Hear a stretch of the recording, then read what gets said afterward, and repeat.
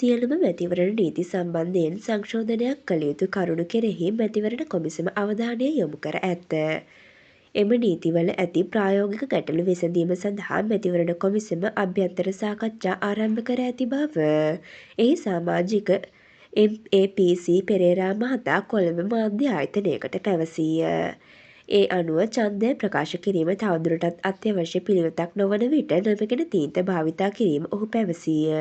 වර්තමානයේ ඡන්දය ප්‍රකාශ කිරීම සඳහා ජාතික හැඳුනුම්පත අනිවාර්ය කිරීම සහ නොමැකෙන තීන්ත භාවිතා කිරීම ඡන්දදායකයින් හඳුනා ගැනීමේ ක්‍රියාවන් වන අතර මෙයට සමාන ක්‍රියාවක් බව ඔහු සඳහන් කළේය. එවැනි සන්දර්භයක් තුළ නොමැකෙන තීන්ත භාවිතය පුරවැසියන් මත අනවශ්‍ය බරක් පවටවන බව ඔහු අවධාරණය කළේය. තවද මේ නීතියක් බවට පත් වුවහොත් ඡන්ද මධ්‍යස්ථානයේදී නොමැකෙන තීන්ත යෙදීමට නිලධාරියෙකුට අවශ්‍ය නොවනු ඇත. මෙවන් උණුසුම් පුවත් ලදසනින් දැන ගැනීම සඳහා අපගේ YouTube චැනලය සබ්ස්ක්‍රයිබ් කර බෙල් අයිකනය ක්‍රියාත්මක කරන්න.